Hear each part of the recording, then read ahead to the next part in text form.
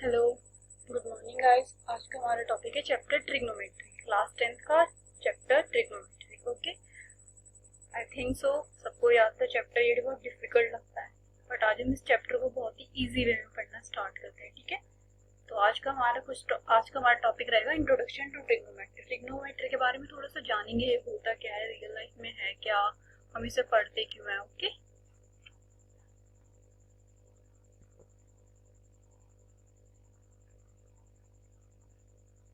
देखिए, today we are going to learn, क्या क्या लर्न करेंगे हम। डिफाइन ट्रिग्नोमेट्री, ट्रिग्नोमेट्री होता क्या है।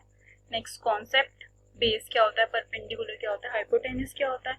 डिफाइन करेंगे ट्रिग्नोमेट्रिक रेशियोज को, फिर उनके रेसिप्रोकल रिलेशंस फाइंड करेंगे, फिर सॉल्व करेंगे questions based on trigonometric ratio. तो आज हम क्या क्या लर्न करने वाले हैं। ट्रिग्नोमेट्री होता क्या है, बेस, परपेंडिकुलर, हाइपोटेनस किसे कहते हैं, ट्रिग्नोमेट्रिक रेशियोज होते क्या है, उनके रेसिप्रोकल रिलेशंस क्या है, फिर हम उसके बेसिस पे क्वेश्चन सॉल्व करेंगे। ओके, तो देखिए, व्हाट इज ट्रिग्नोमेट्री। ट्रिग्नोमेट्री होता क्या है। ट्रिग्नो मीन्स क्या होता है, ट्राइंगल। मेट्रो मीन्स क्या होता है, मेजर।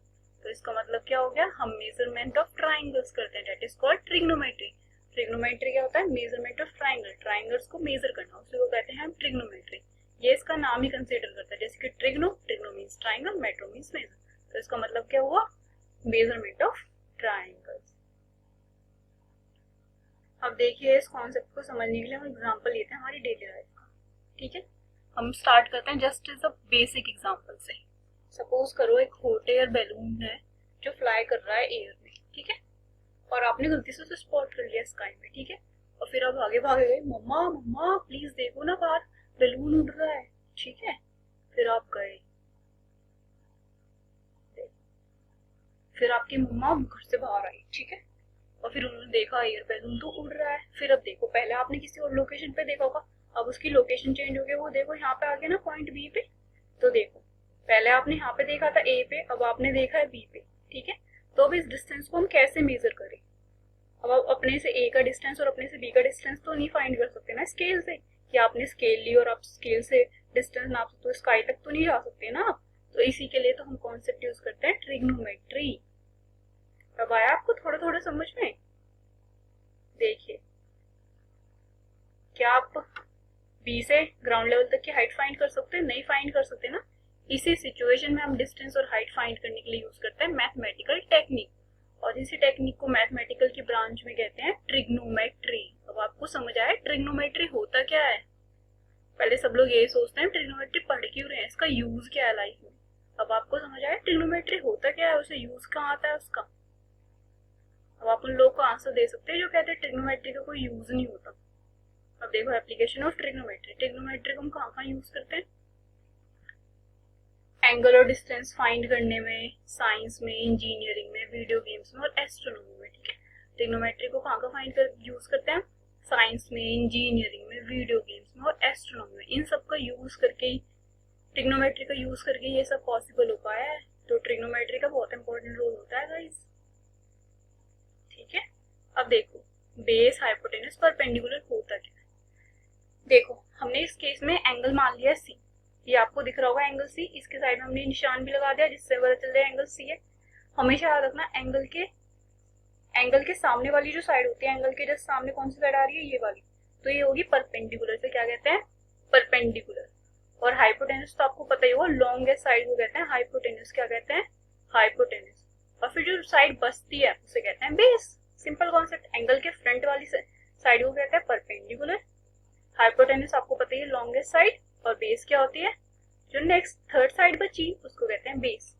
समझ आया आपको। इनकेस में आप सोचो, अगर यहाँ पे एंगल ए होता, ठीक है, तो हमारी वो साइड क्या हो, परपेंडिकुलर क्या होता, बी सी, और बेस हमारा हो जाता ए बी। समझ आया। तो हमेशा एंगल के सामने वाली साइड परपेंडिकुलर होती है, लॉन्गेस्ट साइड हाइपोटेनस होती है, और जो बचती है वो बेस होती है। Okay,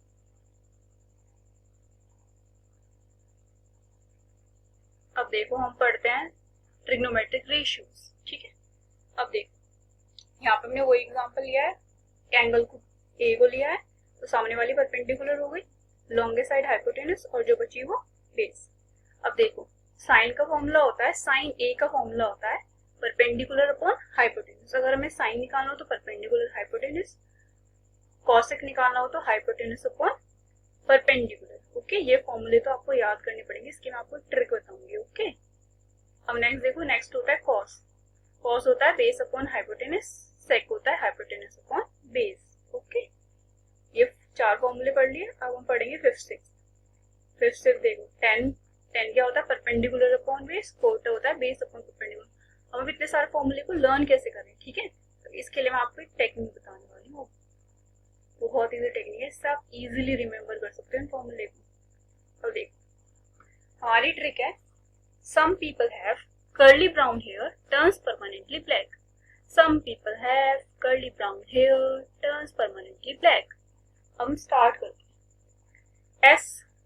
S stand for sign, ठीक है, P stand for perpendicular, S stand for hypotenuse. तो आप समझ गए साइन का फॉर्मूला क्या हुआ, perpendicular upon hypotenuse, simple. Next है curly brown hair, C stand for cos, B stand for base and S stand for hypotenuse. तो आपको ये भी लर्न हो गया। नेक्स्ट है turns permanently black, T stand for tan, P stand for perpendicular, B stand for base. तो समझ गए आप, देखो सिंपल है ना। Some people have curly brown hair turns permanently black. Some people have curly brown hair turns permanently black. Some में क्या देखेंगे, S का मतलब साइन, P people में परपेंडिकुलर, H से हाइपोटेनस, C से कॉस, B से बेस और H से हाइपोटेनस, T से टेन, P से परपेंडिकुलर, B से बेस। बहुत इजी ट्रिक ना, मुझे पता है अब आप सबको फॉर्मूले लर्न हो रहे हैं इजीली। ऐसे तो पूरा ट्रिग्नोमेट्री लर्न हो जाएगा। हमने क्या ट्रिक पढ़ी, एक और बार रिवाइज करते हैं। Some people have curly brown hair turn permanently black. Some people have curly brown hair turns permanently black. ठीक है, एक और बार रिवाइज करो। Some people have curly brown hair turns permanently black. और एक बार अपनी आईज क्लोज करो और पढ़ो। Some people have, S stand for sine, P stand for perpendicular, S stand for hypotenuse. Curly brown hair, C stand for cos, B stand for base, S stand for hypotenuse. Turns permanently black, T stand for tan, P stands for perpendicular, B stands for base. समझ आया आपको? हाँ, मुझे पता है आप लोग को समझ आ गया होगा। एक और 2-3 बार और रिवाइज करोगे ना तो फिर आपको ये फॉर्मूले बिल्कुल टिप्स पे हो जाएंगे गाइस। प्रैक्टिस करना एक बार। अब देखो, हमेशा याद रखना, कॉट हमेशा टेन का उल्टा होता है, इनवर्स होता है हमेशा, रेसिप्रोकल इनवर्स। ठीक है, कॉसेक किसका होता है, साइन का, और सेक होता है कॉस का। ये हमेशा याद रखना। ठीक है, अब देखो टेन का अपोजिट होता है, अभी टेन का हमने फॉर्मूला क्या पढ़ा था, टर्न्स परमानेंटली ब्लैक, मतलब P upon B, perpendicular upon base. अब कॉट इसका अपोजिट होता है तो मतलब बेस अपॉन परपेंडिकुलर। अब नेक्स्ट इज साइन। साइन का हमने पढ़ा था सम पीपल हैव, तो इसका फॉर्मूला क्या था, परपेंडिकुलर अपॉन हाइपोटेनस। कॉसेक इसका अपोजिट होता है तो इसका फॉर्मूला क्या जाएगा, हाइपोटेनस अपॉन परपेंडिकुलर। कॉस का हमने क्या पढ़ा था, curly brown hair, C stands for cos, B stands for base, S stand for hypotenuse. तो B अपॉन S था, अब यहाँ पे हो जाएगा H अपॉन B। आया आपको कुछ समझ में?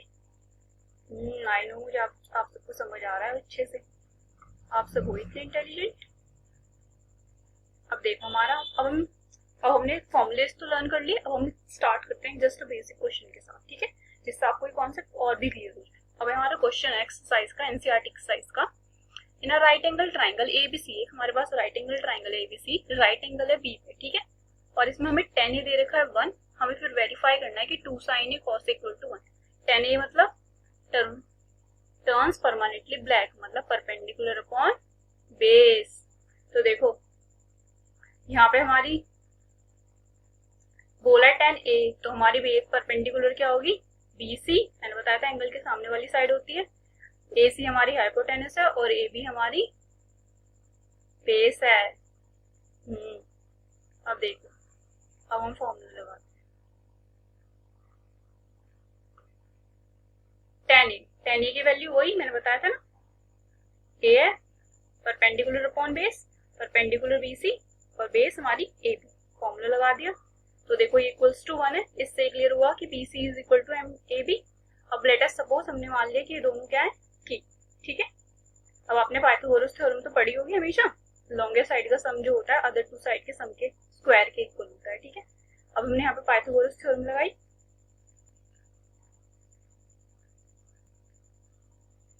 अब देखो पाइथागोरस थ्योरम लगाए तो हमने इन दोनों को एज्यूम करा था कि उससे सॉल्व करा तो वैल्यू इतनी आ गई। अब देखो साइन की वैल्यू निकालिए। साइन क्या होता है, पी अपॉन एच, ठीक है, मतलब परपेंडिकुलर अपॉन हाइपोटेन्यूज। तो इसका परपेंडिकुलर ये है, हाइपोटेन्यूज ये है। ऐसे सेम इसका भी बेस ये है और हाइपोटेन्यूज ये है। इससे फॉर्मूले पे लगाए, फिर यहाँ पे हमने पुट करा 2 sin a cos a is equal to, फिर यहाँ पे वैल्यू पुट करी, ये √2 इंटू √2, इसकी वैल्यू 2 आ जाएगी और 2 से 2 कैंसिल, तो वैल्यू कितनी आ गई। तो हमने वेरीफाई कर दिया कि 2 sin a 2 cos a equal to 1। समझ आया आपको कुछ कुछ? वो आप प्रैक्टिस करोगे ना कॉन्सेप्ट तो आपको और समझ आ जाएगा। अब एक फन फैक्ट देखो, इंजीनियर्स यूज करते हैं ट्रिग्नोमेट्री किसके लिए, साउंड वेव्स का एंगल फाइंड करने के लिए और रूम्स को डिजाइन करने के लिए।